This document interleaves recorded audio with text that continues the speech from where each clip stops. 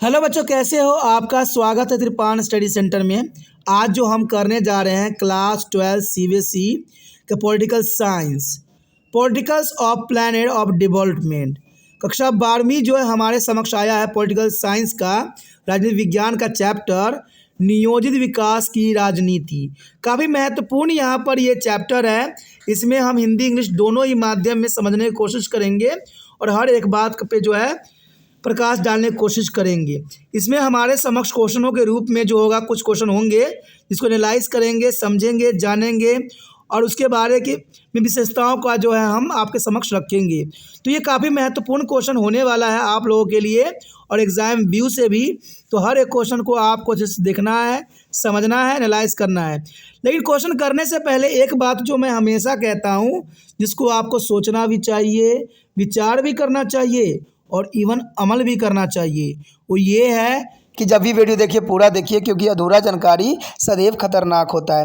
साथ में एक इम्पोर्टेंट बात ये भी रहता है, अगर आप पहली बार वीडियो देख रहे हो तो लाइक शेयर सब्सक्राइब करना मत भूलना, क्योंकि दोस्तों लाइक कीजिएगा तो बनाने वाले का मनोबल बढ़ता है, सब्सक्राइब कीजिएगा तो इससे ये होता है कि जब भी मैं कोई वीडियो डालूंगा उसका नोटिफिकेशन आपको समय रहते मिल जाएगा। और देखिए शेयर का मतलब ये होता है कि आपके थ्रू ना जाने किन बच्चों को हेल्प मिल जाए, ये आप भी नहीं जानोगे, इसलिए जो है आप शेयर जरूर करो, ठीक है। व्हाट्सएप स्टेटस पे भी लगाओ। दोस्तों एनएसएस सेंटर जो कई मानने में बहुत से बच्चों के लिए हेल्पफुल है, चाहे वो 8th क्लास हो, 9th 10th 11th 12th हो, चाहे वो एनआईएस बोर्ड के बच्चे हों, ठीक है, चाहे बीए एमए के बच्चे हो, सभी क्लासों के लिए कुछ ना कुछ जो है त्रिपान एनएसएस सेंटर में उपलब्ध है। तो इसलिए आपके लिए ज़रूरी है कि आप सब्सक्राइब करके इसको चैनल को जो है सेव कर लो, नहीं तो बाद में अगर रिसर्च करोगे तो शायद आपको ये चैनल प्राप्त ना हो। तो इसलिए सोचना नहीं, विचार नहीं करना है, सब्सक्राइब करके जो है अपने पास सेव करना है। दोस्तों ये तो बात था आपके लिए, लेकिन आप देखते हैं हमारा आज टॉपिक क्या है।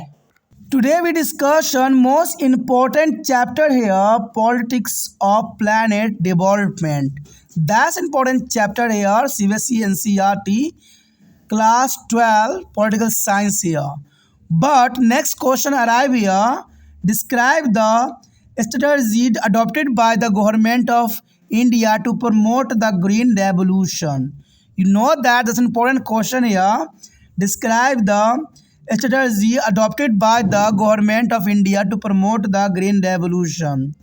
The following strategies were to adopted by the government of India to promote the green revolution here.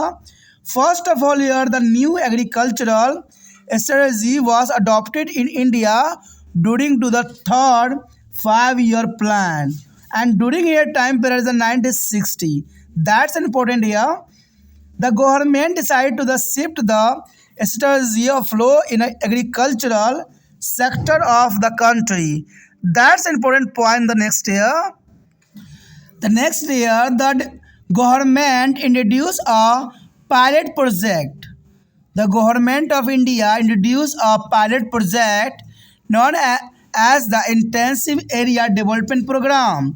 The pilot project here, IADP, Intensity Area Development Program, is a sectored area here.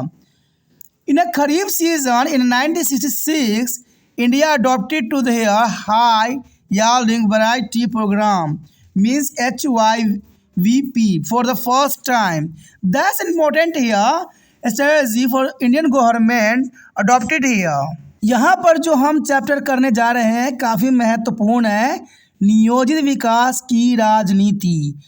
कक्षा 12वीं political science यानी राजनीति विज्ञान का यहाँ पर जो अगला क्वेश्चन आया है काफ़ी महत्वपूर्ण है कि हरित क्रांति को बढ़ावा देने के लिए भारत सरकार द्वारा अपनाई गई रणनीति बताना है कि हरित क्रांति को बढ़ावा देने के लिए भारत सरकार ने कौन सी रणनीति को अपनाया। कहते हैं हरित क्रांति को बढ़ावा देने के लिए भारत सरकार द्वारा बहुत सी रणनीतियाँ अपनाई गई।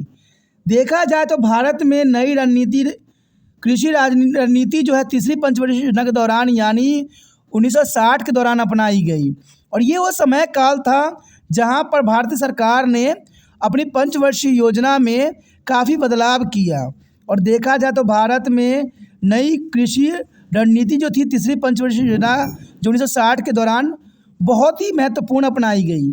सरकार ने देश के कृषि क्षेत्र में अपनाई गई रणनीति बदलाव करने का फैसला भी किया और ये फैसला जो है जग कल्याण की थी और देश की कल्याण की बात करती थी। सरकार ने चयनित क्षेत्रों में गहन क्षेत्र विकास कार्यक्रम यानी IAPDP नामक एक पायलट परियोजना शुरू की। ये परियोजना में था कृषि के विकास में बढ़ावा देना, जिससे हरित क्रांति को हम प्राप्त कर सकें। देखा जाए तो 1966 में खरीफ सीजन में भारत ने पहली बार जो है उच्च उपज वाली किस्म कार्यक्रम यानी HYVP अपनाया, और देखा जाए तो काफ़ी महत्वपूर्ण है। और मैं बता दूं कि हरित क्रांति का मतलब था कि नए टेक्नोलॉजी का उपयोग करके नई पेस्टिसाइड, इंसेक्टिसाइड और खादों और बीजों का उपयोग करके जो है फसलों के उत्पादन में वृद्धि करना। और ये देखा जाए तो 1960 में हमें देखने को मिला जब तीसरी पंचवर्षीय योजना बनाई गई, और भारत सरकार ने ऐसे बहुत से रणनीतियाँ बदली जो हरित क्रांति के लिए काफ़ी महत्वपूर्ण थे। देखा जाए तो भारत सरकार ने सबसे बड़ी फैसला ये लिया कि पायलट परियोजना शुरू की। पायलट परियोजना काफ़ी महत्वपूर्ण थी। इसके अंतर्गत फसलों के उत्पादन के लिए हर क्षेत्र में जो है निवेश और जो है उपकरणों का उपयोग करना था, जिसके कारण जो है कृषि के उत्पादन में हम वृद्धि कर सके और हरित क्रांति को प्राप्त कर सके। और सबसे बड़ी बदलाव यहाँ पर यही देखने को मिला कि 1966 में खरीफ सीजन में के दौरान भारत सरकार ने पहली बार HYVP जो है बीजों का उपयोग किया। और ये बीज उस प्रकार के होते हैं जिसमें पहले से ही कीटनाशक का उपयोग रहता है, पहले से ही हम सारे केमिकल डाल के जो है उसको खेतों में बोने के लिए उपयोग करते हैं। और इससे ये होता है कि इसको जो है कीड़े मकोड़े भी नष्ट नहीं करते और पक्षी भी जो है इसको खा नहीं पाते।